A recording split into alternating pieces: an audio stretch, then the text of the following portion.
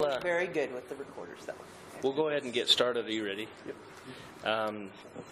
Thanks for coming to our work meeting on this. I can't even find the date. December 7th, 2016. We have a discussion about, or a follow-up with the Green Team Recycling proposal. So, Jim, we'll turn it over to you, and your I guess it's a committee, or yes. We'll welcome you. Say, first of all, good afternoon, Commissioner, and we're happy to be here. Thank you again for having the opportunity to again meet with you and again discuss the proposal regarding establishing a recycling center at the landfill. I assume from just watching you that you're aware of who's here, and we need to do some introductions. Do you all know Michelle? I do. Goldsmith? Yep. Everybody knows Seth, and everybody knows Terry and Chelsea. Okay, we're all well acquainted. Okay. There might be a couple in the back of the room that Daniel Campbell, Curtis Page. And Don works with us on our board, and so does Terry, obviously. So, you ready? If you'd like to come in and talk about recycling, you're more than welcome to. Commissioner Miller, being about 10 minutes. Okay. Well, Commissioner, last time we met with you, you had asked us to prepare and provide you with some information on comparable counties, what they're doing regarding recycle. And since that time, via email, we provided you that information regarding Emery, Duchesne, Uinta, Sevier, Wasatch, and Sanpete counties. Right. And hopefully you've had a chance to review that in preparation for the meeting. The county that we feel is most comparable to what we've presented to you or are looking at is the one over in Sanpete County that's located at Snow College. And Terry Johnson and I visited that last spring, and Terry took pictures, and so we wanted to put that together in a PowerPoint presentation so you could see exactly what's going on over there. Although this is not exactly what we have in mind, or to the extent we have in mind yet, it's just something that's comparable, something that's working well. So turn the time over to Terry, and he can comment. You describe it. No. This is similar to what we're thinking about with just a regular semi-trailer. This is what they've got over there. Just parking a spot out there at the county landfill, and that's what we would fill up with the Gaylord boxes. This just kind of shows you a little bit of their operation. This is their compactor out there. They compact everything from cardboard to plastics to pretty much everything that you can put together.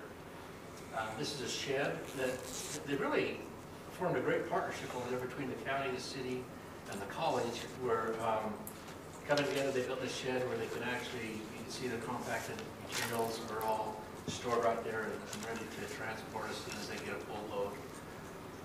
That's just the shed again. The interesting thing we found when we were over there is that they actually divide up all their different plastics. I mean, this is how far advanced they are as far as their recycling is over there. So you've got different grades of plastic, and as you can see there, they've actually got it separated to where you can put everything where it belongs, so that you can actually get a better price out of the recyclable materials. So this is one thing that really impressed me when we were over there is. I think it's every 2 weeks, is it, Jim? They get together, and I believe they over at Walmart is where they do this. They'll actually put up these signs. The whole community has become aware of it, and so they'll actually go out to the community, put up these signs. People will come in and drop off their recyclables when they're out doing their shopping, that kind of stuff. So they also collect metals like we do here, but they actually separate out their metals because, as you know, you get different prices for different types of metals. And this just kind of shows the different spots and different bins they have for those metals. They've got these containers for cardboard only because cardboard is such a big item, and they've got those spread out all over the community. And this truck right here, I found this interesting that this is a truck they use that when I think they get, is it 6 bundles in that? Jim, I'm trying to remember. Bales? Yeah, 6 bales. I don't think so. They maybe 8. Well, yeah, wait a minute. Let me see. 1, 2, 4 to 6. I would Yeah, think. anyway, they get enough You think? in to build up in that truck, they put enough in that truck right there to actually, when they haul that up state to drop it off, it actually pays for their trip and pays for the gas to go on up and back. So that pays for itself right there. This is a picture similar to the trailer the college bought. You've got 5 bins on each side, so we can collect, when we get to that point, we can collect anything we want. We just got to sign it, whether we want to collect white paper versus regular paper, cardboard, plastics, if we want to get to the point of differentiating things out. But this is kind of what we've got set up right now. We've got ready to go, just have a place to haul it and dump it off. The interesting thing I found out when we went over there and visited with Snow College is that they make enough profit off of their operation that they actually hire 6 to 10 student part-time employees to actually run the system for them, run the operation for them. So it really is makes a little money, covers all their expenses, all their costs. This is the breakdown we came up with what we have done recently. What we use Gaylord boxes, and each one of those, it's just a cardboard box on a pallet, basically is what it is. And each one of those Gaylord boxes can hold roughly 700 pounds. The number of boxes that one semi-truck can haul is 40, so that's... Is that stacked? Yeah. So 2 Gaylords on? On top of each other. The last year we did it, we had 3 semi-trucks that came through. That's the average price we got. Come up with that value right there. Then when you take into account the tippage fees that you would be charged to send that to the landfill, based out to ECDC is $21 a ton. Basically at 42 tons is what that would be. That would be your 14 times 3 is your 42 tons. So the savings is $882. So that's your basically what we've been doing in the past, and this is not expanded by any means. If we started working more with cardboard and that kind of stuff, which the college goes through a ton of cardboard. I can't believe how much we throw away. That number right there could go up quite substantially. What happens if you don't send it to ECDC? What's that? What happens if you take it to the county landfill instead of send it to ECDC? Well, isn't that where the county landfill goes? We don't accept it. So it's not going It to has that in- cardboard out there. As far as expenses, so that's your revenues, you'll be looking at right there what we've done in the past, and conceivably that, realistically, could go up quite substantially. As far as the expenses, in the past, we've unloaded about 1 trailer a week based on the number of minutes that it takes. Then the loading and unloading is about that, so you come on down here about an hour at the cost of an employee of $30 an hour. You come up with about $1,430 a year in expenses. Now, granted, that does not take into account the cost of vehicle fuel or forklift fuel, that kind of stuff, which, frankly, I just don't know how you calculate that because we don't know. I don't know how much, what kind of gas mileage your forklift gets. Depends on the forklift, Yeah. where you got it, take it down. But anyways, you can see there, in a sense, it would pay for itself. It's a wash, and that revenue could go up substantially if we actually had a system in place like Sanpete County is using, where they, that just impressed me that they can actually make enough to actually employ 6 to 10 student employees every year to take care of it. So, and you can jump in there, Jim, and throw in what you want. Well, I think that does a good job of explaining that, and you did see the little email that I sent. So I don't know if there are any questions on it. That's kind of the direction we thought we'd go next, was just open up for questions and comments from you and from the board, and anything else that we should cover as we handle any answers you might So going back to the slides, the building that you showed us where they were doing the cardboard recycling, whose property is that? That's the college's property. So the college is the one that's doing the main recycling program there. Okay. Well, let me back up. It's on the college property because they have the room to do it, but they've gone in cahoots, like you say, with the city and the county, where everybody basically covered the cost to build that building. And so then the college, it just happens to be on college property. But the college is also running the M&O. They're paying the employees Right. to a wage Right, to student do employees. student employees to do the recycling. Right.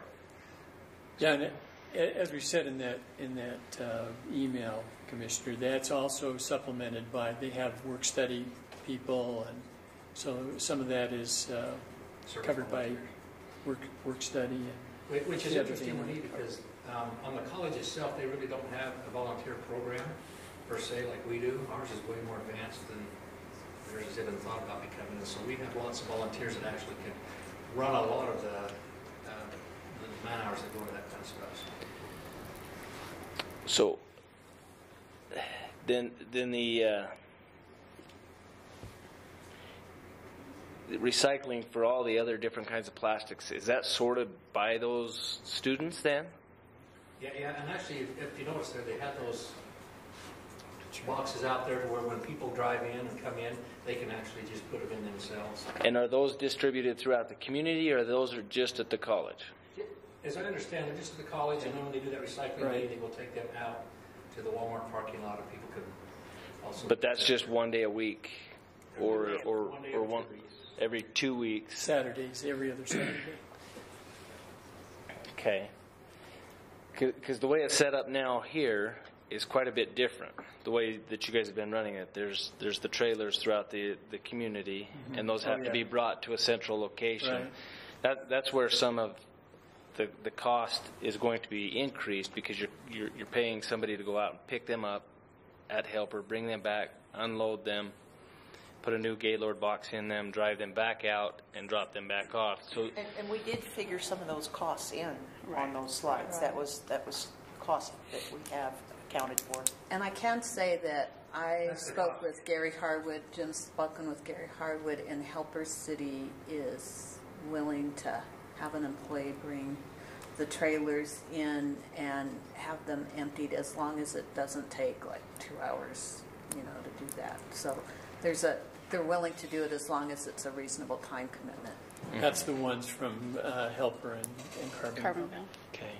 Those expenses, Commissioner Holzer, that's what all this is right there. That's the cost to have an employee go out, pick up the trailer, bring it back, and unload it. So that's what those expenses actually are. Some maintenance on the vehicle. Right, But that- which was not included. That One thing That- that we need to make clear, though, is That on the doesn't include- transportation costs and that, it would not be incurred by the county, it would be incurred by the cities. But your costs associated would be with the operation out there at the landfill itself, with the forklift and the person that's doing it. Yeah, exactly. But I guess it would all depend on to what extent, if you're trying to model it after what they've done over in Sanpete County, where they're now doing colored plastics and clear plastics, milk jugs, you're going to have somebody that separates it, and that cost doesn't reflect that. That just shows you what they advanced to. We wouldn't start out that way, but it just goes to show you how involved the community got involved with that they've come to the point where they are willing to actually separate those things out, which is kind of cool to see.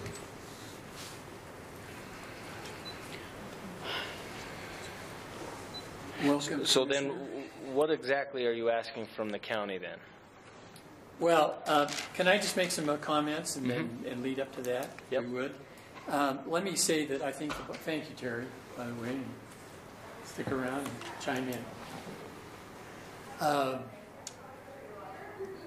I think all this, what really says, more than anything, is that there's not just one way, but there are many ways to do this, to do recycling. And what we feel like is we provided a good way, the best way for us.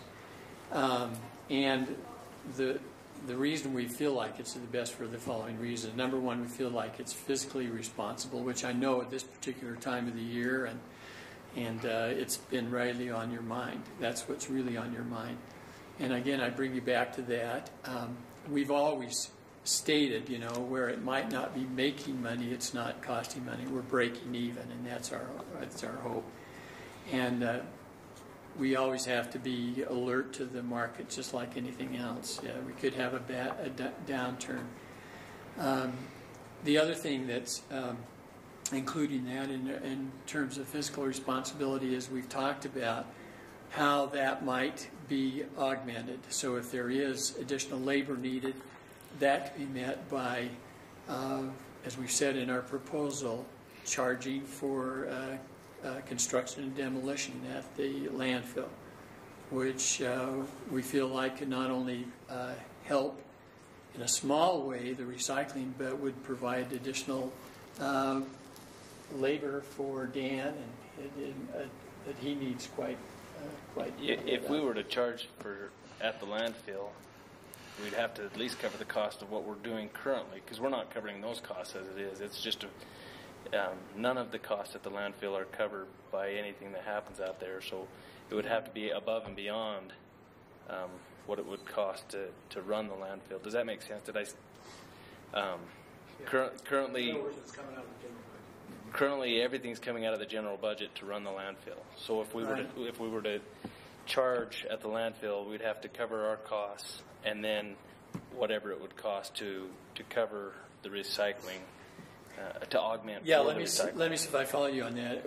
I'm basing that on what other landfill costs are charging. Excuse me, and as we put in our proposal, that was. $5 for a pickup truck. This is just an example of what they're doing up in Uinta, and $30 for a dump truck, that kind of thing. So, on the basis of the figures we presented last time, that would provide a substantial amount of money for you above, and we're saying that's above what you're already, you're not getting anything now, but that would provide revenue for you that way. And then, in addition to that, the other proposal was that we charge residents an additional 50 cents, for their garbage that they're doing, and that could be dedicated to recycling. So that makes it physically responsible. The other thing I think that I overlooked last time was a comment made by Commissioner Potter that we are, these are his words, we are currently getting all the valuable material out of the landfill by salvaging the metal. And I failed to bring to his attention the fact that on that very day, the cost of, or the money, the value, I guess, of steel, which is probably the most common metal that's brought out from there, was at $30 a ton. That same day, cardboard, the price for that, and the price that we received from our last shipment was $55 a ton. So there's substantial difference there and a value in that cardboard. And that value for cardboard, I know, has gone up. It's about $75 a ton now. But you have to subtract out the labor to bale it and process the cardboard. And maintain that baler. So there are some costs, whereas the metal, it's people drop it off, the contractor picks it up. We don't handle it at all. Yeah. The other question would be the density of how much you can put on a truck. If you fill a truck as full as you can with metal, it's going to weigh a heck of a lot more than that cardboard. So you can get more tons In a trip. in a trip. Are you going to be able to, if you got a big bales of cardboard sitting there, I can get a steel plate that's this big. It's going to weigh as much as a bale of cardboard that's this big. I don't know if you looked at how much you can get up there, one versus the other. Well, apparently cardboard baling is valuable enough that most of our businesses are doing it. That if you go around behind quite a few of the businesses, they're baling and So are we trying to capture the cardboard that people, the yes, consumers? and then we've got some other businesses that are not invested in a baler who would also contribute. Some of the small businesses. Is there a location at the college? Because from what you had said, the college produces a lot of cardboard, correct? Is there a place where, if we had certain locations for certain different types of recycling, so if the college was our largest producer, would there be a place for a baler and some storage? Do you guys currently We'd have to have a regular truck, so we didn't have piles of cardboard bales out there. But it would, instead of taking it from your facility and hauling it, processing it somewhere else, would it be advantageous, because you would be the largest producer of the cardboard, to have people bring their cardboard to your facility rather than take all your cardboard to ours? Currently, we don't really have the space for it. We obviously don't. We just don't really have what we need as far as space is concerned. But it doesn't mean that space couldn't be made. We do have a little section there right by the soccer fields that we look at doing something just like that right there. So that is possible. If we were able to partner, to be able to create something like that, that might be doable. And then the processing for the paper could be done in the Gaylord boxes the same way you're kind of doing it now. We could provide an area out of the landfill for the processing. Yeah, that's all in the realm of possibility. I guess the thought that we're pursuing, Commissioner, is that it's better to have it centralized, so people are running here and there and everywhere. Well, centralized. For that. In my, well, wouldn't you want it closer to the city, to the major hub of the county? Well, I mean, we don't even get people to take all their garbage out to the landfill. We still get it in the washes. Yeah. Right. Yeah. So one of the things we had talked about in meetings past is where the new courthouse was going to be. Would there be room there for a facility? Not on that building. That's going to be built out soon. We had the groundbreaking. Not unless you could purchase one of those houses that are sitting on the corner down by the thing and build them. Yeah. Let me tell you that the reason we've done that is because there's expandable and there's land out there. We're looking at Snow College. Their problem right now is, as you can imagine, if you've been to Ephraim, is that they're landlocked now. They're going to have to move, and they're going to have to get involved with their landfill. Their landfill is way farther out than ours is.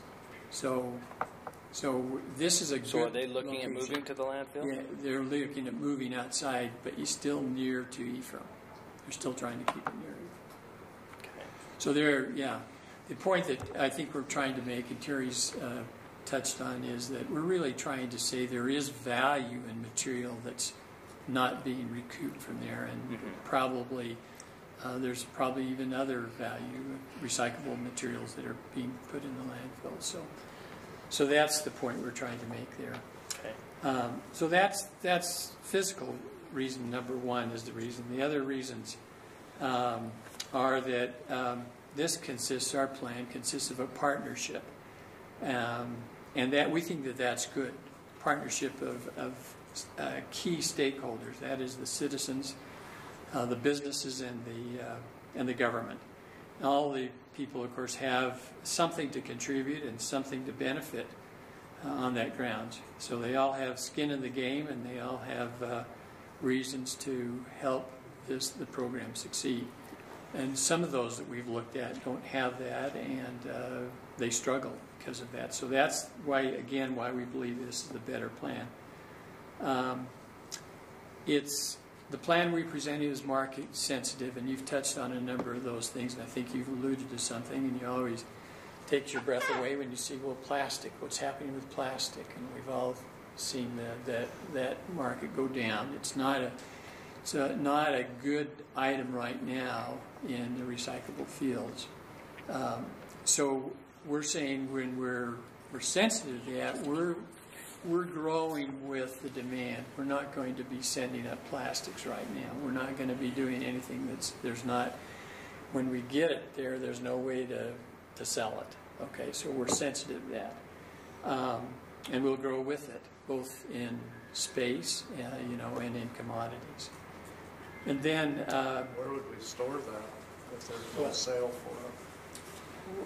Or if it's not a good time to sell it? What specifically you're talking about? The plastic. We're going to collect it. It's already just ending up in the landfill, in people's garbages. And they continue to do that. It's not marketable, we can't do it. But you were also talking about expanding the program over time, and if that were the case, if the market wasn't there to take away the plastics, or any of the other commodities, the cardboard, if the cardboard market for some reason fell out, or the white paper, or whatever it be, if it wasn't there, it would have to be stored until such time that you could get it to recycling. Yeah. Or do you just haul it up and eat it? Eat the loss? Or you just put it in the landfill like you're doing right now. So that's what we don't want to see, and we don't think that's going to happen. But, that's kind of like Armageddon. You got to wonder, well, I hope it doesn't happen, but, you're prepared for it too. So Jim, I have a question. And this is just another route maybe that could be pursued. Prior to conversations with the county, there were partnerships with various employers in town and with Price City and with the Green Team and everybody to do the recycling. There were collection points. Loveless Ash would compact with their cardboard compactor, a lot of cardboard. Sutherland's would pick that up and deliver it and take it and haul it. And some other partners in town would do various different duties. A lot of them have fizzled away or found it too burdensome to participate, etc. I wonder which would be less expensive, what we're proposing here, or to financially incentivize those players that once participated so that it wasn't such a burden, if that makes sense. So in other words, to pay Sutherland's to do the pickups that they used to do for free, just to be a community partner, and things of that nature. I wonder if instead of throwing government at hiring new employees or paying people who are fully benefited or doing all these other things, if it wouldn't be less burdensome to the taxpayer if we do the 50 cents a month or whatever per household, etc., if instead of all of that we just provided an incentive to these other employers in town to participate like they once did. You're asking, is that a question you're asking? It's a question, maybe. I has have that been numbers on that, and and you and Seth and the others may be able to do that. I know when you say things have fizzled, and I mentioned this at our previous meeting, that I think those things fizzled because of poor management largely. I'll also say things have changed. If you talk about Sutherland's now, the way Sutherland's have handled it, they had someone came to them, I guess, and said, "Well, look, how about you? We handle our own cardboard ourselves." Loveless, as you know, had probably, as far as I know, the original baler in the county, and we're working with them.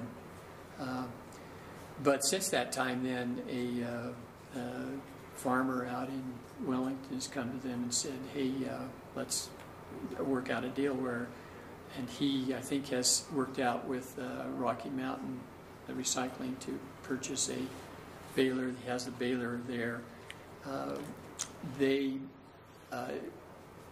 Wayne Klossing's employees bale his cardboard. Shane picks it up, takes it on his gooseneck trailer up to Salt Lake. Then he picks up a load of bread and brings it back, day-old bread, and feeds it to his cattle. So there's a way that's doing it. There's a synergy, right? There's good ways, and we're not trying to interfere with any of those. We're trying to complement them. Now, when I've talked with Shane, he's running into problems now. He's got it down there, and he's got problems getting it up there.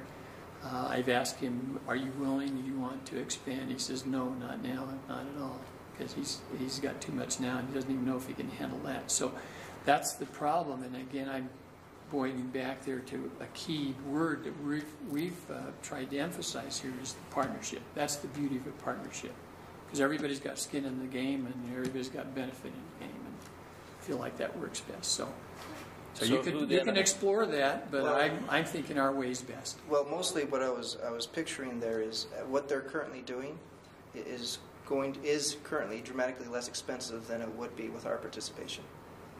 Just the simple fact of the county having to participate, and the higher standards that we have to live by, and how we treat our employees, and what equipment we use, and we wouldn't be able to have the additional benefit of, hey, coming back with a trailer with a load full of bread or something like that. We wouldn't be able to do those things. And so us doing it would be dramatically more expensive than some of these people who are currently participating in private business, if that makes sense. You're talking cardboard though, right? Cardboard or This is mainly based on this paper. just paper? That the community deposits. This doesn't include an increase in cardboard. Okay. This is just paper. So really, right now, what we were trying to do is get the trailers that collect the paper back in operation. The bottom line is what we need is a place for those trailers to be unloaded where there can be a semi. That's what holds the Gaylord boxes so they're not sitting out in the weather. And then contract with Rocky Mountain Power that they come pick the semi up. The county doesn't take the semi. The county, they pick up a semi, they bring back one with empty Gaylord boxes, and we repeat the whole process again. So they just come. So we need a loading dock, a small Forklift? Forklift, thank you. Small forklift, and then the labor that we've asked to unload. And if we can strike up a partnership, and we've floated it very mildly to the city right now while we're trying to see where things are going here. But the city and Helper City have looked at saying that taking the trailers on a weekly basis, and we're only talking 1 to 2 trailers at the most, depending on what happens, over so that whoever you have, because it would be your forklift, would unload the Gaylord boxes, the 2 Gaylord boxes, put them in the trailer, take 2 empties, stick them back in. The city person would take the trailer back to where it belongs, and that's it. So we're talking fairly minimal for you guys. And to get the paper, the community has been really missing that paper thing. And right now, all that newspaper, all that school paper, all that is going into the landfill. Did I interrupt you, Seth? No, you're fine. So I guess just boiling it back down, all this other expanded stuff at some time down in the future, we would love to do that. But right now, we would like to just get the basic operation back into going. And we don't have a place. We looked at all the options as a green team for a place to take the trailers, have them unloaded into a semi. And that's really... So currently, we could provide a place. That's what... The place But requires loading dock, right? we don't have the employees to run or the forklift to load and unload the Gaylord Or a box. building to keep it from getting wet. Well, you Or would the need a dock, building or the because the building. paper goes into the semi. We need a place to park a semi-trailer and the paper goes in there. Well, you So you don't... and maybe, correct me if I'm. The new trailer comes in and it's full of Gaylord boxes. You have to unload those Gaylord boxes to put the fresh ones in. Then do you reload all the Gaylord boxes so they don't get wet? I don't Because know, they're they just have- cardboard, correct? Right. So that's a tedious process unless you have a building that you just have your empties sitting in and you just load your full ones in. So if you're unloading and loading, They're flat. You understand that? They fold. They're foldable. They're foldable. The Gaylords- I don't the know. Gaylords That's why are- I'm asking. Yeah, I'm the asking Gaylords are for. flat. But you still need a covered area to... Well, that's preferable to have a covered area, and you can also put tarps over them and keep them dry. Or, So- well, and that was and- my question is, do we have to unload and load the entire trailer because we're putting the boxes in, or if 20 of them stacked together, you just unload the 20, set it off to the side, Yeah. put the full ones in, Right. and then put the stack back on the back. Usually 2 stacks that they come on Okay. on pallets, and they just unload those pallets and set them. That's a lot easier. The way I was envisioning it was they were all in, Yeah. and you had to unload the whole trailer, reload the whole trailer It's a good to keep them dry. Terry, did you mention there would be a potential property at the college? Eventually, at this point, it's not very big. You're talking about part of the soccer fields, like there, that corner, or? Well, there's just that little section where the road comes in right by the soccer field. There's that little section right there. Right now, that's where our trailer's parked at, and we can't expand that in the future, but I mean, that's not in the near future. And if the green team could do something like provide the forklift, because would that help? Well, and who's Who's Well- going to run the forklift? Well, that's what we're asking. That's the thing. And by you guys taking all the profit from the recycling, that would hopefully offset some of those costs. That's what we're asking. We're not looking for a place so the green team can make money. We're saying this profit, whatever profit you make off of each trailer, can go to the county to offset the costs. Are there trailers in all the cities? No, there's just trailers in Helper, Price, Carbonville. Nothing at this Nothing. time in Wellington or East East Carbon. Carbon. You have 5 trailers? No, Ten. 10. And there's several in Price. Right, One in like there's, Helper. they're at like the senior center, I think at the, We had one out here for a while. yeah. There was one at and they- Sutherland's, one at the college. And mine. And yours, some at the schools. The school, for sure. And Creekview has one too. Forest Service, yeah. That's theirs, yeah, so that's included in it. That And one. did Market Express do Market this? Express. Yeah, Market Express. So let me ask you this, because that might, I think our thought has been that you did have a forklift, and I know you do have a forklift. Dan, you don't have a forklift? We do have one, but it's. Not one that would work out on the dirt. Most of the time. Well, look at the time, though, we're asking for, minimum. You can't do But it that. still takes away from its use at our facility. I mean, it runs. It's in the shop. Well, and it's the wrong kind of forklift. You need one that could run in dirt, right? Unless you're going to do an asphalt Oh, path. and that's the other thing is we don't have And you don't have. out there currently. There's Well- not an it'd have to be an off the road. So Sutherland's has a Or it would have to forklift be that like you've a seen Great All or that has a- knobby tires and everything. I understand. Or a donkey, which is what Sutherland's is. So you're $60,000, $70,000 to purchase one of them. Well, here's And then who's my gonna- thought, and I guess the other question that goes along with that is when you pull into the landfill, you go past the station, the check-in station, and that area right there, I know from the part where the scale is, if you're just looking at it Where we linearly, stage our containers, Yeah. our roll-offs. and that there's a strip there 50 feet wide by 100 feet to the end. And that's where there. city sanitation stages their roll-offs when they come in with their truck and pup and do their own unloading. and When they go loading. around it. Well, I understand that, but, please keep in mind that we're not going to be there forever.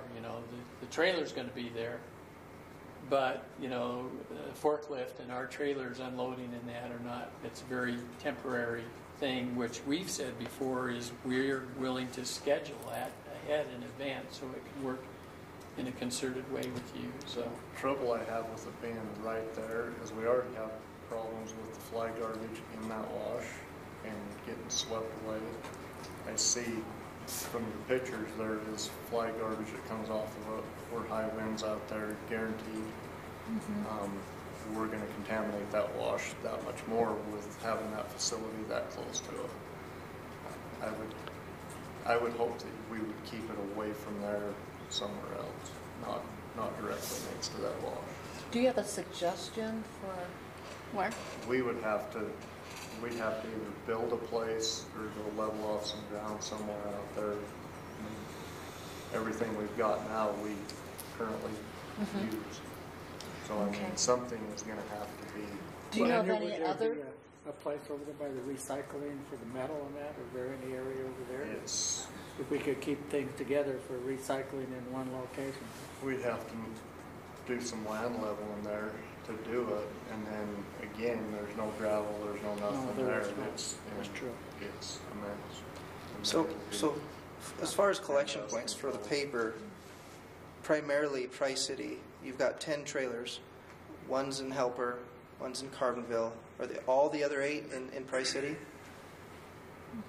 And so now we're trying to change the collection point from the 8 different locations to one centralized location at the dump. No. No? No. What they're talking is taking the trailers, picking them up, bringing them out to the dump, transferring the boxes, taking the empty the full boxes out of the trailer, putting an empty one back in, and loading the full one onto the trailer. Basically, that would just be the. Semi-trailer. Well, I just keep thinking that if 8 of them are already in Price City limits, that perhaps this could have a more centralized location near the collection points. Does Price City have a loading dock? No, we've looked into that. We've looked into a lot of options before we came here to the county. And the fact is we've had to pull the trailers because we've run out of options. And right now the trailers are parked. Price City's got them parked on a piece of property. They're not in use. We have nowhere within the city limits to unload those trailers. Let me go ahead. Believe it or not, Jim, I'm actually, if we can recycle, I'm all for it, despite my ornery personality most of the time. But my question is, if the goal here is to recycle and keep this stuff out of the landfill and help the environment, right? Is that the thing? That's right. Has anybody talked to city sanitation? Yes. They used to be on At the our beginning of this. So since then, wouldn't it make more sense when something was renegotiated, either the city's contract with them to pick up garbage or the other ones, to say, look, if you want to opt in for $5 or $10 more a month, I want to recycle, give me a second blue garbage can that I can fill up with paper. And I have 6 kids that go to school, public school, and we could fill that thing in a month, I guarantee it. And then one day a month, they send around the special truck to pick up all the paper and let them keep all the paper, let them bale all the paper, let them keep all the profit for it. They would get more volume. They would save more in tippage fees because they're the ones paying the majority of that tippage fee anyway, and let them have that. And then all they would have to do is figure their costs and say, you know what, in order for this to be viable for us, I need to charge $10 a month to those users, or $5 a month, or whatever. And they could figure it that way. And if city sanitation didn't want to do it, call Waste and Water Logistics and say, hey, you want to get in the recycling game? Or M&P Enterprises from Emory County. Wouldn't it make more sense to try to, somebody that's already working with waste, and they already have routes, they're already picking that much, and you would save the environment a lot more? Because, I've got a dozen cardboard boxes and probably 2 reams of paper sitting in my house right now that could be trashed.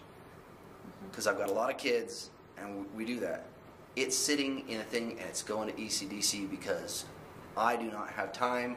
And I live a block south of the college, and I'm not going to go to the college and throw away a box of paper. I don't want to keep it in my house. Now, if you gave me a receptacle and it was sitting right there, yeah, I'd drop it in that one. And one day a month, I'd push it to the road, and they could come and get it. But if the goal is really to help the environment, I think a private person private company that's already in the business for that has the power to charge directly the end users that want it.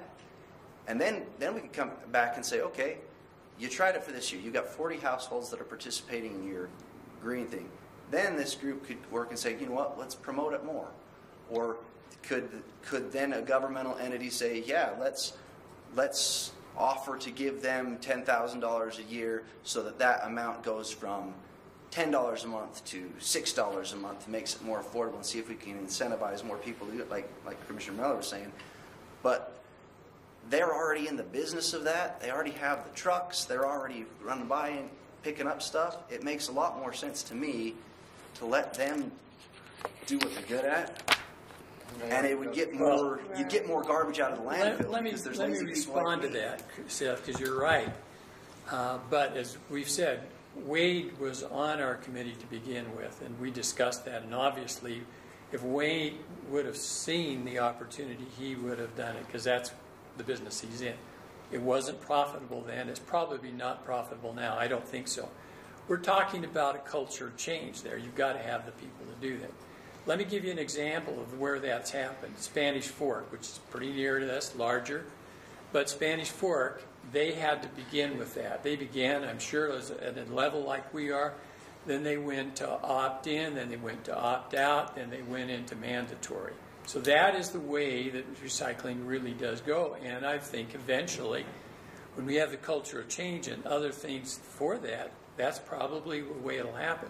But I don't think it's happening now. But to get us to that, we're proposing this, which I think adds very little cost to what you are having to deal with. And for all the benefits we've already explained to you, it's there. Everybody benefits from it. It's not one single little group. The business benefits from it, the citizens benefit, and the government benefits. And I don't see why it's a big deal for you to try and move in this direction.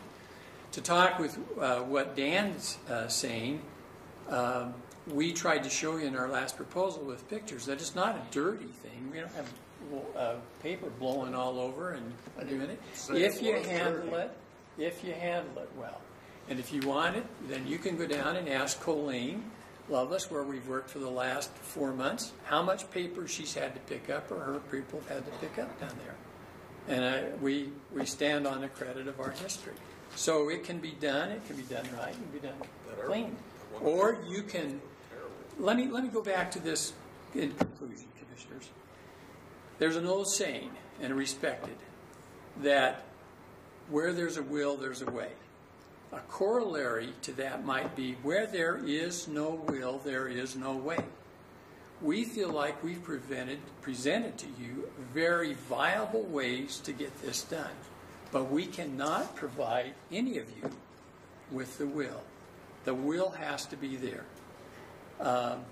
What we're asking from you, again in summary, is that the use of existing and available land and an existing forklift.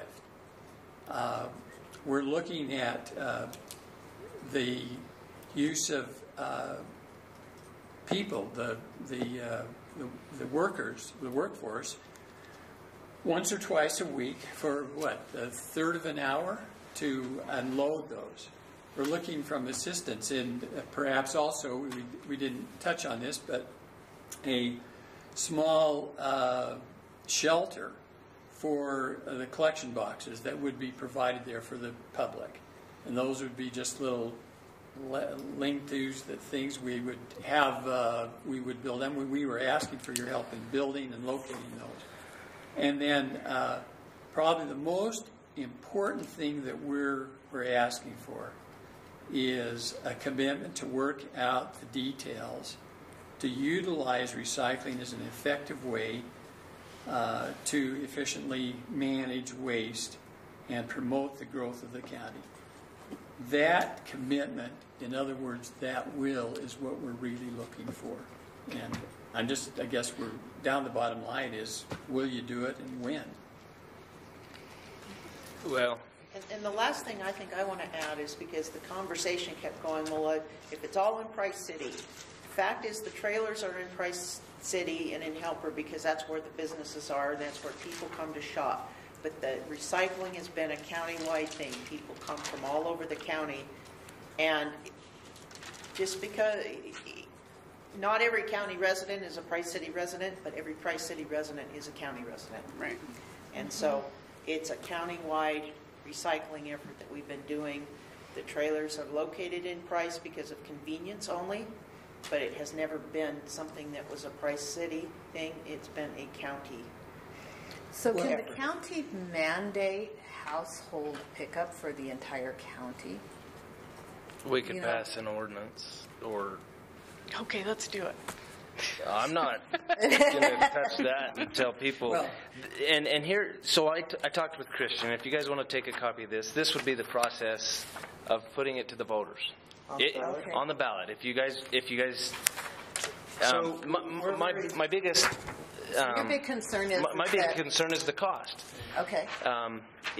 You already said, it's going to pay for itself, but then you added on possibly a paved parking lot with a loading dock and a shelter to cover the boxes. That was just on your list. no, not immediately. But No, in time, but your costs up there, that $1,000, I can't remember, the $1,400 is never going to pay for any of those upgrades. Does that make sense?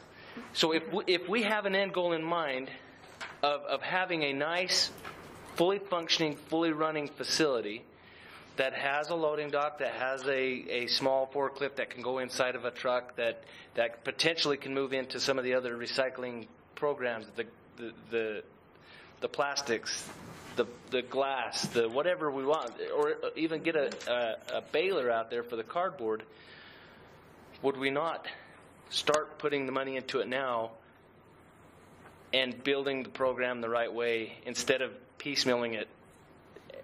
And get the buy-in from the community all at once. Where there's a will, there's a way. If the community wants this, let's let them put their money where it is today. I think the community's already spoken of. There's plenty of that. Oh, I can say I want to recycle too. Wait a minute. But out of my paycheck, that's a different story. Have you deposited stuff in the trailers? I actually haven't. Okay. I haven't. So there's the way. We have a substantial number of people in the community that have, and each day we get calls from them saying, where are the trailers? So there is a will out there. We're looking for the way. And I guess I need to present that to each of you. Are each of you committed to recycling as a way to assist the community and move it forward and to make the landfill, which is your responsibility in the end to do work effectively and efficiently? And so If the money's put in there to begin with. Okay, and we've provided a viable way for you to collect that money. $1,400 is not No, going. wait a minute. We're talking about $84,000 a year or between $54,000. Those are the two figures we gave you. $84,000 for C&D and $54,000 for 50-cent increase on people on their monthly garbage bill. Jim, I think we have to come back to the basics just a little bit in the sense that if people... There's the... Well, you understand what I'm saying? You're looking for revenue, there it is. That's what I was bringing up in the beginning. The 50 cents on the taxes, that's this process right here. Not the taxes, as they deliver it out to the county, Okay. out to the county landfill, where you could charge. Charge just for the recycling? Yeah. But most of those people. But who's going to collect that? Anytime you go, well, you have a person there already, don't you? We don't take money. Yeah. But I mean, that would just be a process. C&D. It's more complicated than that. C&D would It's not be good. scales. So Jim, I guess the biggest concern that I have... But then it only hits a select few that use the dump, and it deters people from dumping out there that Well, they don't even dump there as it is. My argument there, though, is then these people are being, those who use it right now on your current system is being subsidized by people who don't, like me. So it's more fair for you to be charging those people rather than subsidizing everyone else, the big guys that use it. We're kind of talking about two different things, though. Yeah. Well, The C&D doesn't go out there anyway. Or I mean, your paper should go to the. C&D. the process of doing it. I followed without those even taking instructions consideration. out there. Or, when we tore correct. the building down. C&D does. C&D does. Yeah. But paper does not. Paper should go to Yeah, I ECDC. understand that. That's why I'm saying, and everybody in the county should have a waste pickup. So if we put it on the municipal pickup, so everybody's paying for it at the home level, we all pay for a dumpster or a rollout, a garbage can.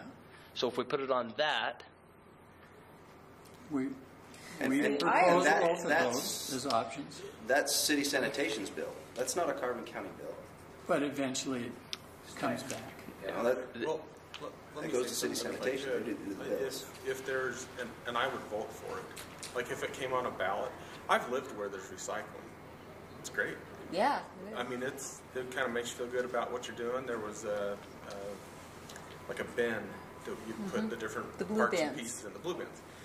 We lived in LA for a while, and it was great. My kids would kind of take care of that for us. Yeah. See, and I agree with you that it's a lot easier doing it at the household level. So could we It agree is. that we can keep the dialogue open and continue oh working yeah, on this? I'm not. Because I think that's all we're going to get to today is that we need to keep the dialogue open. that's where But what I think is if there's Right. if there is Yeah. will to do it, then it will be easy to pass. If, You know, to vote in. if the voting population wants Right, and that's your, That's my biggest concern. And I'm not looking to Would make it a you, as moneymaker. I county just want to make sure that there's commissioners, enough agree funding help us to try make and it find a way to successful. move this forward? Because Well, it's you not have to be careful. I agree. it's not just I can't. I didn't- providing a I'm forklift. not asking It's you to providing do it one long-term way or maintenance another, for a but you forklift. agree to continue to It's look at providing- To facilitate the For the availability person to around the Yes. block. allow the public to vote. So That's been our to help point out with the from the very process necessary beginning. to We put on told the them that. ballot. That's why we come back with these ways to get the resources. You can't predict it. So I think I heard you say, yes, you're in favor of recycling, but qualified as long as it's, as long as we find the right way to administer and fund it. and Jake, yours? So my thing is that we want to make sure that we're doing what the people really want, in the sense that we're a group of concerned citizens here in a room, right? However, when I go out and talk to people on the street, I kind of talk to 10 people, and one of them said that, yes, I bring my stuff to recycling. The rest don't recycle, and they said because it doesn't come to my door. And, 5 of them said, even if it came to my door, I don't know that if I'd take the time to do it anyway. So that's just me doing a hand sample. What does the real public think? What does the voting population think? I think that we should put it on the ballot. I think we should really find out. And when would we do that? There's a process. It would go on next voting cycle. When you That's do what that, this- then it would this- be a this contract, addresses not that. necessarily with what we have today. Did you get a copy of that? But there'd be a contract with whoever wanted to do that recycling. Well, I think the process, the operator makes a big difference. Right. If the people have to take it somewhere, like they currently do, to recycle, the majority of the people I don't think will do it. Though if it comes to them, if it goes to your door through city sanitation or somebody else, I think that your likelihood of people actually participating increases dramatically. Well, I don't think that's And the a amount that's out of no-brainer. I don't think there's anybody arguing with that at all. But how to get us to that point is the type that we're trying to say, and we're not to that point yet. If so. this were to come to pass, would the county participate in the land area for this staging point? If everyone were to say, okay, I have a bin out here in front of my house. This is the recycling bin. That's picked up, and then we have an operation of sorting and stuff like this. Would the county be... So, Rick, there would have to be a proposal. So, how that reads, I haven't read it myself, but I would imagine when something goes on the ballot, it has to have all the costs associated with it explained. And so, there has to be a plan that they are actually voting on, if that makes sense. So if that's the plan, that's what would have to be on the ballot. If the plan is to do what is proposed today, which is very different from what you just said, that would have to be put on the ballot with all the associated costs. And the county would be explicit about what they are raising money or taxes or doing an assessment or the number of different ways that that's possible. All that would be spelled out with the ballot. So what I'm hearing is that there's two separate ways that we're talking about. One is door by door, and one is the trailers going to a central place. As county commissioners, what do you think is best for the county? Or I don't have a preference. Will you help us continue to work this through? Yes. So we want to continue dialogue. Okay. The easier it is for the consumer to participate, the more likely they will participate, no matter if it's free or if it has a whatever cost. it is. If it's easier for them to participate, Then then I more guess likely to what do we it. need is a commitment that you guys will take an active role in helping us figure out the solution to this, so we can get those things ready. Because on our own, we're lacking pieces. We're lacking the ability to understand all the associated costs, as you said when we put our thing up. We're lacking money. We You get guys that. are lacking money. That's Right. my whole. And so heartburn we with the whole- need to, we don't have we would the like funding. the county to be an active partner Okay. in trying to help us figure the rest of this out. And Well, that's what we're again, asking We go for. back to say that if you lack the money, why don't you start charging for C&D and look at these And other that's when proposals of gaining revenue. That's when I told you if we're going to charge for C&D, that's not going to be for recycling. That's going to be to cover our own current costs. Well, Jake, this Right? won't be that difficult, stemming from that there are a lot of because you can get a operations benefit out of the out there that are recycling. doing this thing. In all that the ways could we look talked at with very to see little which benefit. one is the So best we're suited just for saying, take this some of that particular money. county here. And whether it's this group or a group outside of this meeting right now, somebody would have to decide exactly on what proposal would be going on the ballot. So there's a lot of ideas in the air right now. Which one is what we're And I going to guess ask the people to down vote the road, getting some cost analysis, which we would need the help from you, from Seth giving input and this, of what these costs are going to be before we can help decide which is the best way to go. So, just a nice pad, 100 by 100, which when you start moving equipment around is relatively small. So, with the ramp, with the forklift, you're almost 200,000. That's not including the subgrade. That's place material, asphalt. So, that's where our big concern is. That's a big valid concern. Oh, I thought you said you did a loading dock out at the sand place. We got one on 9 Mile and we got So one on... I think we're at the point where we realize that we're still a little bit apart, but we're all willing to work a little bit So more in could- finding the right solution. Should we set another day and time for another thanks work for meeting? sharing. So what is the next step then? I guess that's what if we're Well, ready to talk, what's the next step? I think that, Christian, if they wanted to have this put before the voters, how would that work? How would that look? I don't know that we're ready to that step yet. I think that's a big leap. I think we're still looking at what the right option to put in front of the I voters think if we would were be. to come, So I think Then we have a lot if of we work were to to do. have an open dialogue with you and be able to come in and say, this is what Park City, Summit County does. This is what this. But We would this need is to pick up at each door. We would need to identify what size of space, whether you want it paved, whether you want a loading dock, what kind of a forklift you're going to want. You're going to need to identify what things you need to make this successful, Right. so Okay. it can move forward. Okay. Makes sense. So I think we. And you can range it. You can say, here's my Cadillac version, and here's my 56 Chevy. 56. Well, those are more expensive than a That's Caddy true. for me. I'm not going to rough it out one. But give it some range. So if you need to cut some, you can say, well, we can do without this, but this fits what our needs. Okay. Well, I appreciate everybody's time and input. Yeah, thank you all. It's been very Thank you. beneficial. Thanks. Thank you. Okay. Yeah, I know you're in the budget concern, Daniel. They do, I deal with this all the time. Let us know that if the thing on this landfill, how much stuff going on with everything else. We can start some construction on the floods. I'm overwhelmed and we're going to be 5 years trying to pay for it if we don't. And so anything that happens on the beyond what my current budget is going to have to come out of the road work. If we can get it for another enterprise, Oh, I want to see you answer your questions or respond to. So when we originally started, we did that work. there's a price there, you might get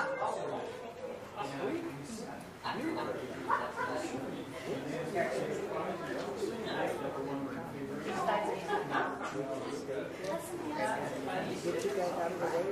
That's an excitement I was missing out on. Item number 2. Round 2.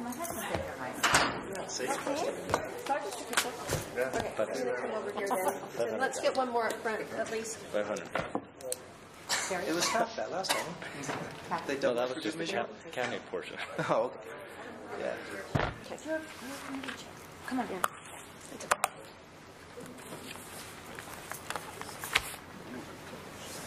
This guy's nice. You can sit in the nice chair. It's okay. Unless you're busy. There's another one over here. If you have something you need to do, go ahead. Did he agree to be our Zoom? Who? What? Curtis, did he agree? Oh, Because we didn't talk. I have one question for you. Was it a yes or a no? I had talked to you a little bit about being a project manager on this, and we still don't know the scope. That's Right. the other side of this. Is Right. Would you be able to dedicate time to that? Depends what else you're asking me to do. Everything. Just the below subdivision? just a few more things on top of what you're already currently doing, and then some when we find out what they You're are. an exempt employee. We don't have to pay You don't have to answer that right now. There's Is he above 40,000? Well, maybe not. there's a potential of having him be able to manage it, to a certain extent to oversee it. So what it really comes down to is how many other projects do I have at that time? So if you put me on this, we might have to farm something else out, or vice versa. Right. So, Okay. just one guy. But you're very important. one Yeah, guy. they say be But you're careful. very talented.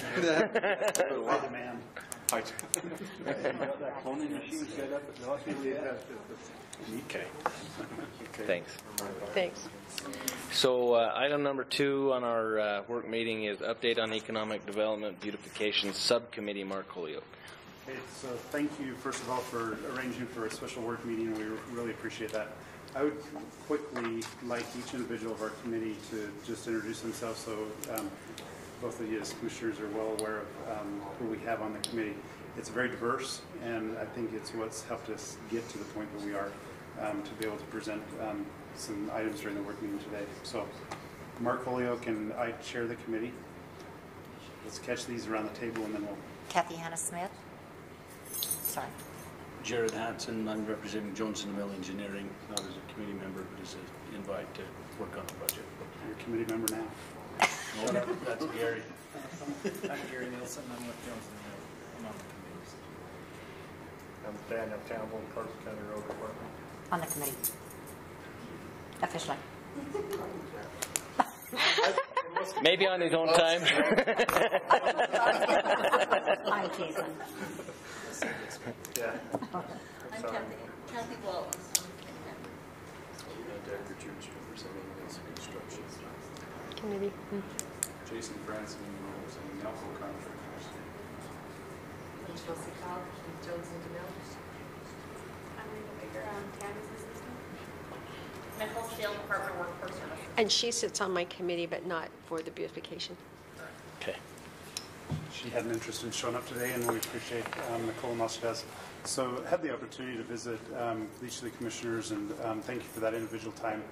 And so today we're here to really see what we can do to be able to move this forward. And one of the comments that we've had is we've had some difficulty with some fundraising that we've had so far.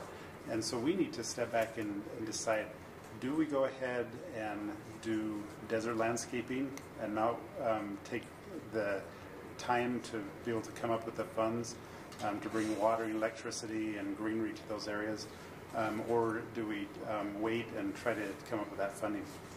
Really, as a committee, we would like to propose that we go ahead and move forward, and then we still take the time to come up with going around to the Special Service District, to some other entities, to be able to come up with some funding that may bring some greenery to it. But we propose that we go ahead and move forward and get this one intersection, and hopefully all three of them moving forward with the county's support there.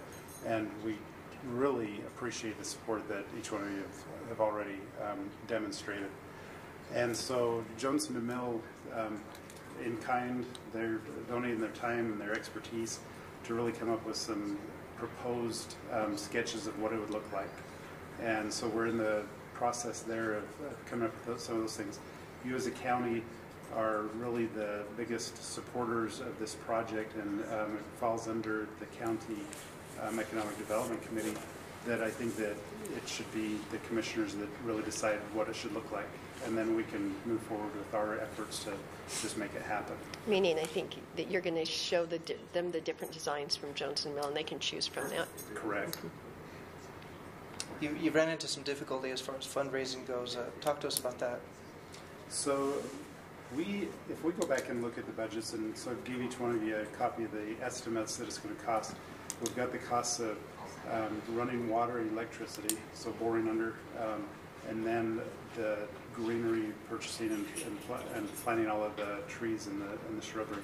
So we have approached Price City. We haven't got a commitment there yet, but it's a pretty hefty price tag for that component. It's upwards to $100,000 if we were to do the full-fledged. The hospital, we've donated $10,000. We have pledges for several other businesses in the area that are pledging some cash. And then we have different entities that are on the committee representing their businesses that are also made a pledge to do some in-kind work. So we just haven't come up with the full dollar value. One of the other challenges with that is who's going to maintain it after the fact, and we haven't been able to secure that either. So it's in Price City limits. That's taken care of. Should be. I'm with you. I work for you. We're working on that. Yeah, for sure we are. Okay. So wanted to really talk about, I know visited with both of you, we need to check with Curtis, and so it looks like things are kind of working there to see if the project manager could be with the county as well, or if we need to look at, there may be some in kind through our committee that may be able to help there as well. How much would that save in the total overall cost, or how much in kind would that be from the county to have Curtis be the project manager? Jason, you probably have it off the top of your head. I just have to. Yeah, you're looking for that. No, we didn't have a price. I have that on my desk. We didn't have a price for what the project manager was. Oh, that's right. We had it's not a line item. everything but. You know, easily a 10% cost would be management side of something. Okay. So around a $50,000 savings there, or in-kind much of sorts. Yeah, because that's in addition to what we had proposed.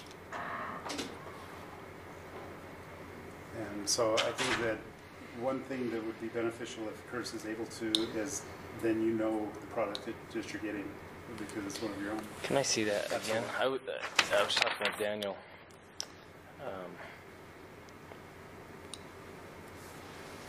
Did you want those numbers, Daniel? There was. Do you want me to have Rita go make a copy? Yeah, she can make a copy. Thank you. Can you get a few copies of that, please? Rita, can you? Oh, you can't go through that door, can you? Here. Here, use. Okay. Can we get so many rooms? We've got to get that fixed for us. I get one door, not the other. And I think the exciting thing as we're waiting for some of those documents to be in front of you is to see the collaboration of community members. And I mean, we've got even competing entities on our committee that just want to see this happen and are willing to perform the effort that it takes to make it happen. And the biggest focus is on that exit 240, which is US 6 and 100 North, just because it's the closest to up north or over the mountain, where a lot of outsiders are coming in. When we look at economic development, making it look like, hey, we truly care about our community. So we would love to get those other two interchanges as well. Okay. Would it be okay if I read some comments from Roger Brooks? You guys remember him being here for our business conference? For sure. And that State of Utah Tourism Office has hired him to do some consulting. But he got back with us, and some of the things that he said: exits from freeways, beautiful exits and entries can entice people to take the exit to check it out.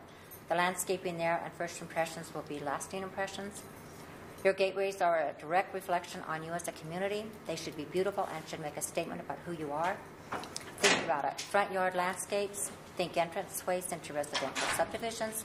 The reason these are usually nicely done is that is where the customers, residents, or visitors are measured up by. What will they think when they approach your community? Curtis Hill is a top priority. If once you buy, you can deliver on the promise. So, you know, truly, as we've said, it's a first impression, and we've had people say, it looks like nobody cares inside of that community. And we know that we do, and we know that we have good people. But that first impression, we've had people turn away from the college, turn away from other kinds of opportunities here because of the way we look.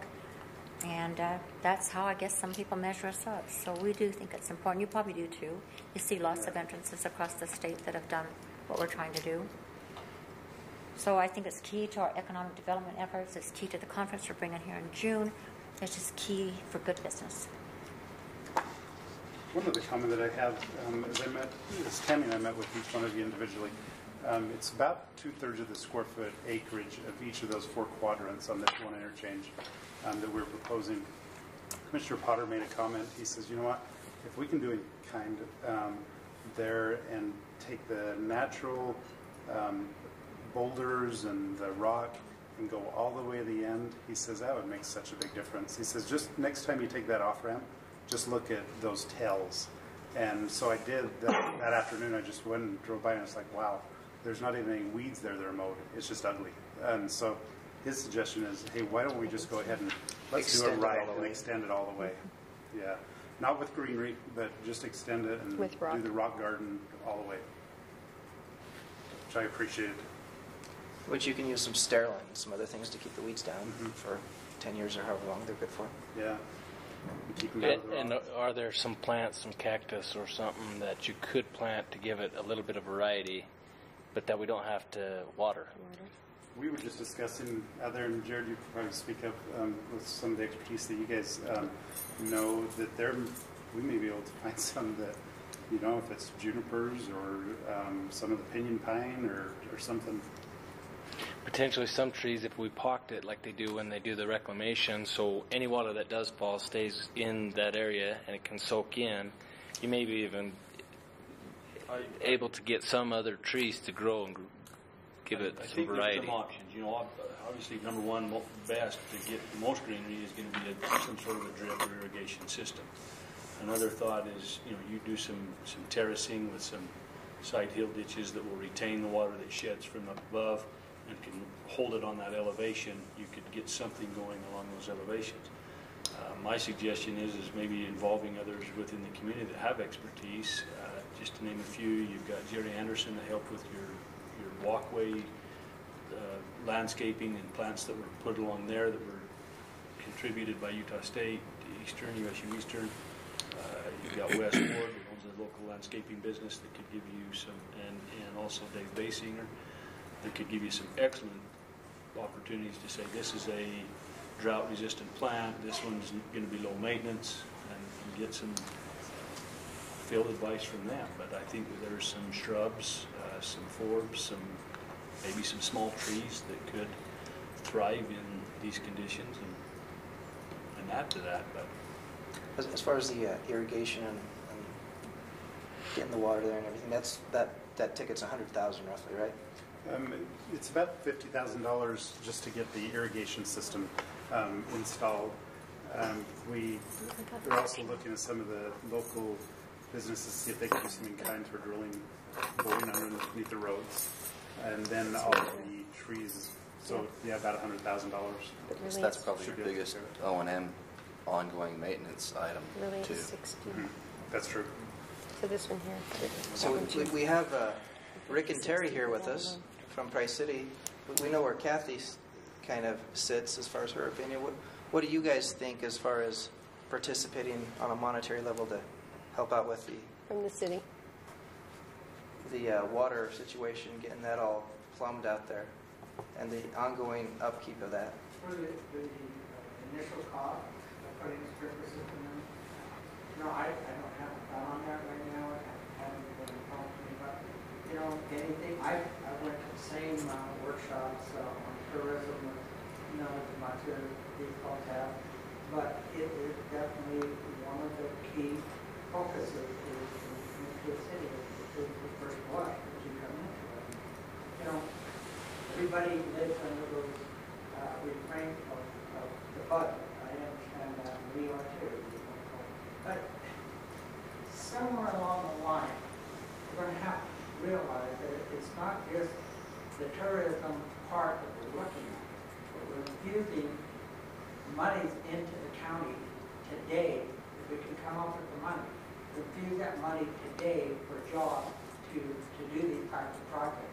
And I think we can look at it that way and understand it's coming back to us. It might be a worthwhile project. That's the reason it's under me and not. What do you think, Terry? Well, the initial cost really hit me hard. Got sticker shock. He did, and he had a resident that came in that night and had concerns as well about making sure that we're using our money wisely. They presented some possibilities that cost could come down quite a bit, and with that, I do, I hear all the time on the progress committee, what are we going to do to improve looks of our communities? So we do need to do something. I think that an investment is needed.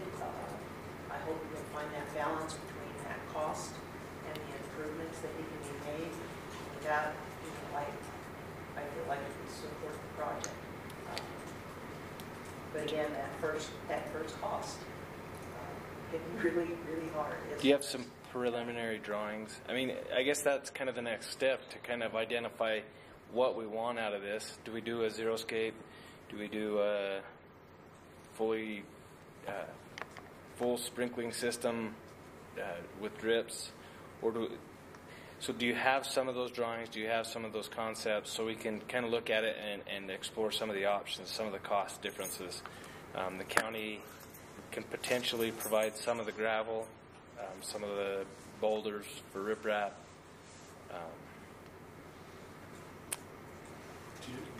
We do not have drawings of that particular location yet. The only thing that we have at that location is really what area we were looking at encompassing. So let me ask a question before I finish answering that. Are both of you in agreement with Commissioner Potter that we really should extend that all the way out to the tells? I think it's a good idea. With the banks being as steep as they are and being as long as they are, you won't even know that we did anything until you're going, oh, hey, look, they did something as you're driving by. Yeah, it's true. So if you could take, even if it was just the gravel, the screened rock, with sterling, and make it look like a dry stream bed that kind of worked its way down to where maybe you plant a few trees or something of that nature, it's going to extend the cost. But if you didn't do the sprinkling system, maybe it'll be a cost saving down the road. Sure. And so Jared probably has some things to share with you. They've been very kind in sharing some of their expertise. I believe Jones in the Mail did some conceptual work a few years ago. I'm honestly looking at these with you at the same time, but they did it about in 2013. This has always been an ongoing initiative. It's been ongoing, so I'm just going to kind of share. These are the same interchange, it looks like. So there's some with just a few trees, a little bit of kind of a corner dress up. Everything else stays natural. There's one with a little bit more landscaping. This would be the hospital exit. Doing a little more preliminary stuff. I'm not sure if they're just looking at some rock or looks like some rock stuff with a little more elaborate landscaping in the middle. There's a comparison with that one there with just doing, I think, some coloration just using rock. I think a lot of it just conceptually, what do you want to have? I've heard an idea tossed out that we want to have somewhat of a coal theme, where we're coal country, and having something reflective around our background. The one question I have with the coal, and I expressed it to you, was if we dropped a seam of coal through there, is it going to be a biohazard later? Because, I mean, in California, they honestly consider it to be a biohazard, and if the federal government goes down that road, then we've put a hazard that we're going to have to mitigate later. We need to do our homework. We were wondering if... But there might be some other, like What about artifacts? Can we get the little coal carts, instead of a boulder? We could do what would be reflective of as we've just been talking today, you could do something along one of these side slopes, similar to what we did out to the Senior Citizen Center, where they put that black tile or that black block in the middle representing those coal seams. Do something along that, and using maybe a lava rock or a black type of rock, onyx. It would be interesting to see some new renderings on that. Yeah, so I'm at the moment throwing things off my head. And do we do this? So I'm just proposing something else here. Do we do? It'd be the west side, southbound. Do we do one quadrant each year for the next 4 years instead of trying to take one huge chunk? Do we do that quadrant first, and then we do the coming the other way the next time, and then we do our on-ramps the next, and then we start working on our on-ramps? It will spread out the cost, but it still allows us to catch immediately the traffic coming south out of the valley. We are very open to whatever you feel you can do. Of course, This has been in the works. It's been a vision, I think, of several individuals and entities for years. And so, love to have it all tomorrow. But we also So would I. there's some things that just have to schedule out. So Did we? Sorry, That was just an idea. I don't know if that if everybody even thinks that's a good idea. I thought that would be the first phase, the whole exit 240, one of the first, and then we take the next one down and the next one down. But that first phase had a sticker shock of And it's 500,000. It's the biggest, when that's a full retail, as Mark said before. And that doesn't include extending it through the Right. remainder. That's correct. I was also curious if you were able to have the conversation with USU Eastern of them doing a marquee or a sign, Price City, home of USU Eastern or something like that. And Greg Dart also serves on our committee, and we've had a meeting with USU Eastern, Price City combined, and so there's definitely some commitment there. We just don't know the amount that they would be able to do. They're very much in favor of a sign, and if it's something that is specific to USU Eastern, then they can come up with funding quite easily. If it's just putting money towards the full beautification there, they're trying to figure out a way to make that happen. I think it would be appropriate to put a sign there. I think we need to embrace the college and say home of I think USU Eastern. Yeah, we're college town. We need to become even more of a college town. If they could spell USU Eastern in the rocks, and then they could take care of the whole landscaping. No. Mark, do you want to talk about all the way down to the tail? Right. Yeah. about our approach to the National Guard? Do you want to talk about that? We have approached National Guard and look to see what they may be able to do. They do projects throughout the state, and so we have submitted our application. The application process takes about 5 months, and so that's a ways down the road. What our proposal is, if we could get this one cruising along this year, and then within 5 months we will have an answer to the National Guard, perhaps they could do the next interchange. I don't think that we should just wait around waiting for them to give us an answer. But with them, they'll do the work, but you still have to We have pay to come up for with the materials. materials. Absolutely. Yeah. So Which that would just help with some of the labor costs there. Labor and equipment. And it's not a guarantee either. No. Kathy, you can probably add to that. The 5 to 6 month wait is what they told us. They act pretty excited about it. If they come in, they can do it from start to finish, except for the hard costs. They can install electrical, plumbing, all of that kind of things. So as a committee, we decided that we don't want to bank on that happening. Right. That we just I would like to struggle, 'cause move we have forward, the rock, and it then if still they doesn't come take it through, all the way up to the we have front and make those it other, to the top and pull interchanges people to- off. to It's just the address. corner. We're talking about taking it right to the edge of the asphalt, correct? According to Commissioner Potter's Yes. comment, I guess. Okay, is the state okay with that? Because I know they use a lot of that on that interchange to show their snow out there. I hate for us to have vegetation or rocks and have them come out there with their loader and put it in a nice pile for us. And that's a really good comment and question. And so we have, Kurt is on Kurt is on our committee.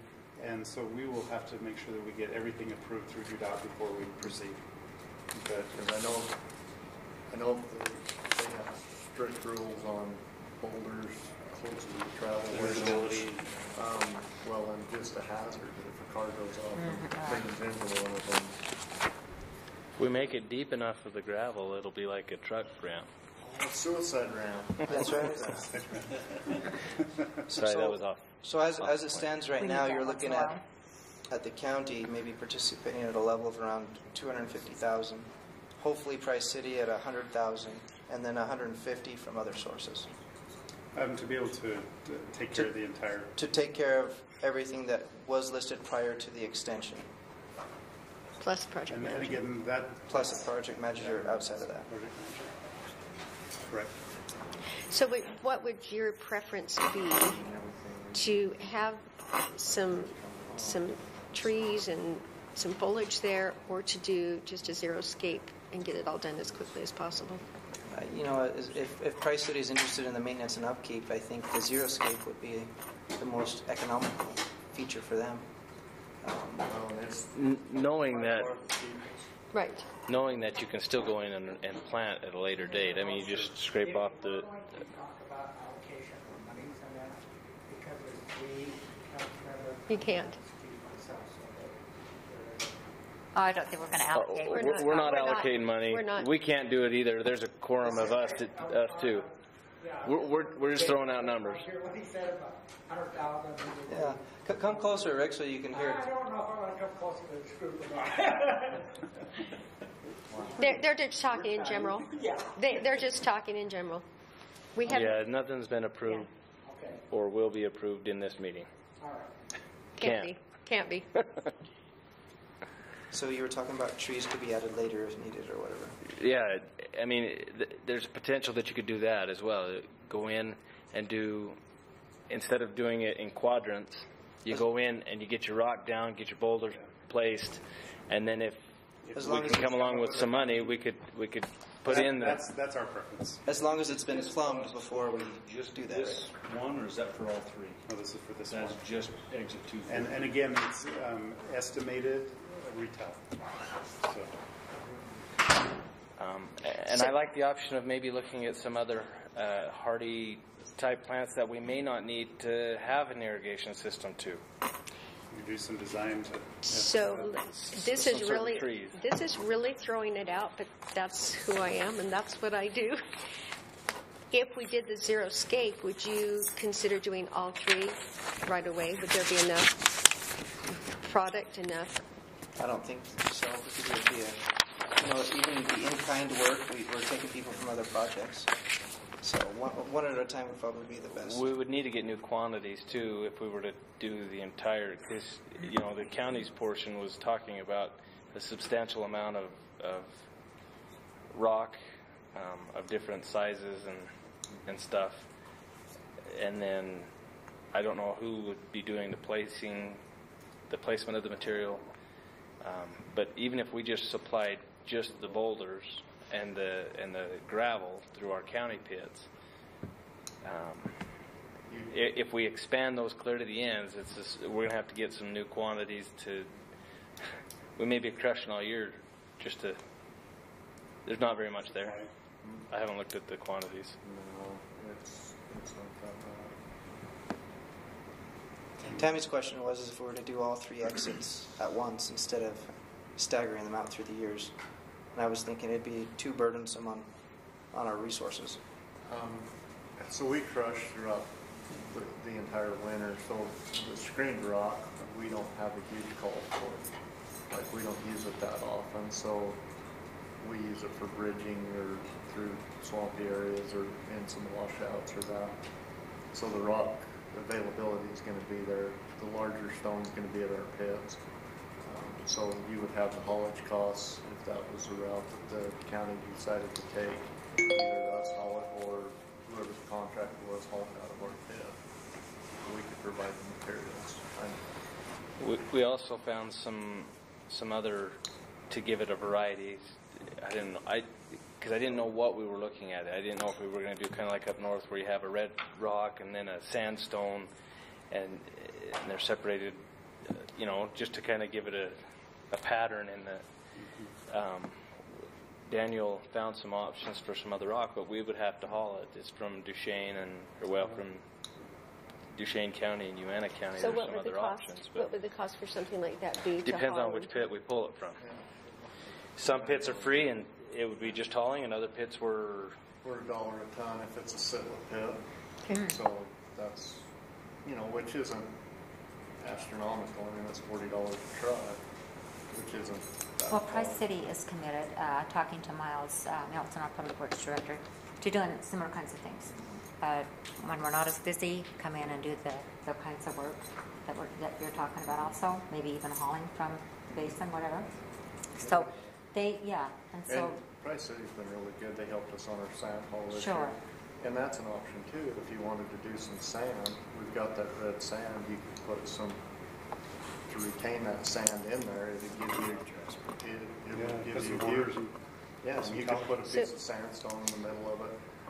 One other option too that's really cheap to think about is that rock salt plant down in Wellington.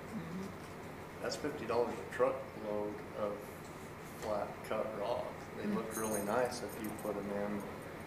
You can use them for barriers or breakups or build. Did you say $50 a truckload? Yeah. So maybe could Daniel work with Jones and DeMille to help let them know what colors and what you've got available so that we could come up with? With the Is that a elevation that possibility? we have, really in all 4 quadrants, you take some of that flat rock and position it right, it'd look huge. Mhm. Quite a large hole. You know, and also it's really easy to cut. I mean, I've done several stones where put names on them, welcome to Price or something like that. That's you know, or welcome to Carbon County, or I mean, it's several options to go. Yeah. And he's got different colored stone. He's got a nice gray color. He's got a really vibrant red. He's got some that's got the wave. It's got different strata in it, and it's almost a purple that runs through it. Really good looking stone. I mean, you can do a lot with it. I mean, you could make like a dry waterfall. So Slap them down. There's tons of options we could do. I mean, there's a lot of. We're nearing the end of our time. What do we need to accomplish? So our urgency in coming to you now is that we'd like this to become more than just a dream. And so knowing that usually the winter time is a slower time for the county, we are hoping that we could get moving forward in this interchange, that you'd be willing to do that, and then we can look at greenery down the road. Having the county do the whole thing. Is that what you're asking? That's what we're asking. Now, that's not going to be, you know, there's going to be, we won't have the costs of the irrigation and the trees and the bushes and so forth, but to do that and... You're talking the rock specifically, the rocks. not the... Yeah. And then... Could you back us up just a step and how Jones and Mill would fit into this? Because we're willing to offer some design, but they're going to be real basic concept design drawings that would give an idea that a contractor could move forward. It's not going to be a full laid out site plan saying, you know, full topo, things like that. Won't necessarily be site specific for all 4 quadrant, but we'll say, you know, in general, we want, you know, this, and we can draft up some concept drawings of what each corner would look like.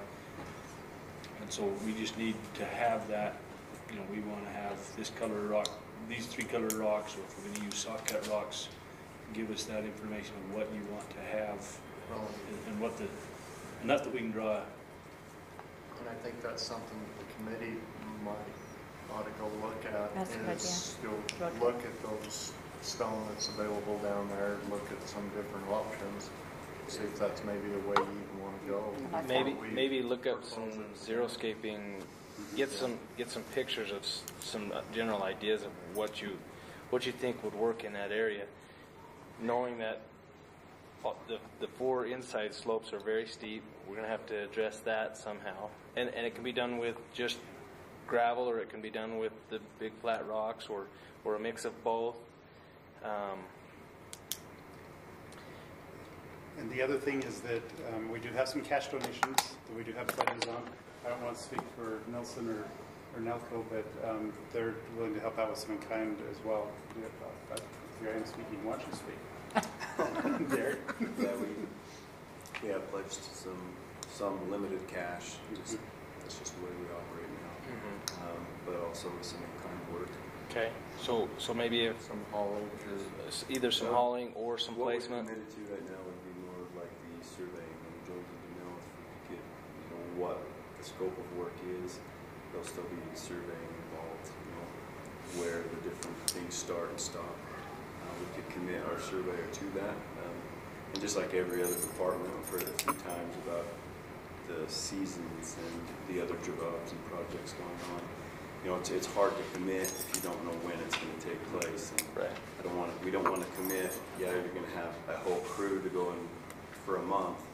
If all of a sudden work breaks free, the weather breaks, and we have other jobs we need to go work on. So. We also thought about having a community day and having the community come help so that there's a buy-in and they appreciate what they're doing. So once we get to that point, being right there on the highway, I'm a little bit careful about getting kids and Well, people that don't know what they're doing. Safety is a big concern right there in that area. That's the last thing we want. Options of using jail inmates under the direction of the sheriff.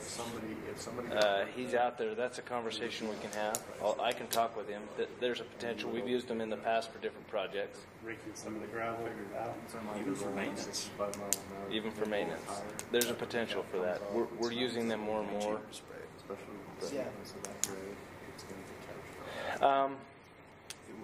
And I don't know where you want to go with this. Is there maybe a couple committee members that could meet with myself and Daniel and maybe Jones and Emil, and we can maybe flesh out some of these details? Absolutely. I think that, and then we can kind of get some general concept drawings going, so then we can figure out, get a better cost of where we're headed, and then you can present it to your full committee. And For that reason.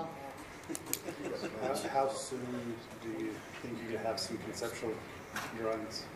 As soon as you have enough ideas of what we're going to concept draw out. Okay. So, who do you want out of your, committee to meet, and when can you do it? Because I'll make myself available to go sit down and I'll make Daniel available too. He's not even listening. So I'll be there, and I think Kathy, it's been something that's been on her radar for years. I can sure. volunteer you. Absolutely. When are you available? Anytime.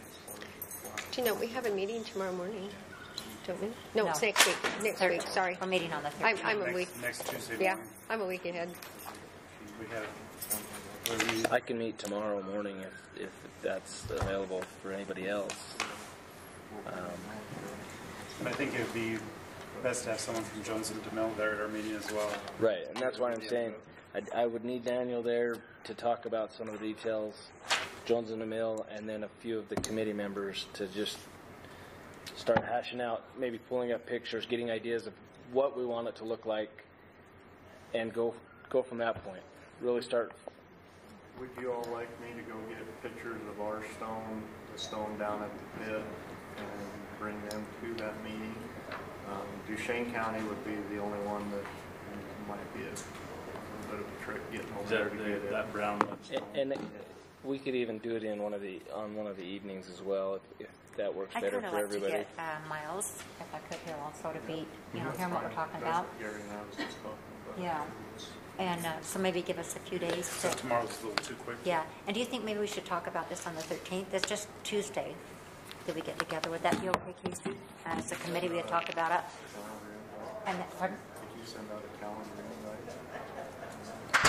For if we plan a meeting? Yeah, absolutely. Yeah, just send us a calendar invite, and Is there a day of the week that's better than others? just depends on the week. Okay. Well, she was If you were saying the 13th, I have an 11 o'clock and a 2 o'clock. Anytime after that or early in the morning. I could be available after 2 on the 13th. Pick at 3 o'clock on next Tuesday? Can we go 3:30? 3:30? Okay. 3:30 next week? That'll work. And They'll just be here. yeah, we can do that. We'll just do that. We'll just do it in the commission conference room. Okay. That way we can pull up a screen and work on it that way. Okay. And we'll discuss this next Tuesday at our subcommittee meeting. We are adjourned. Thank you. Thank you a lot, you guys.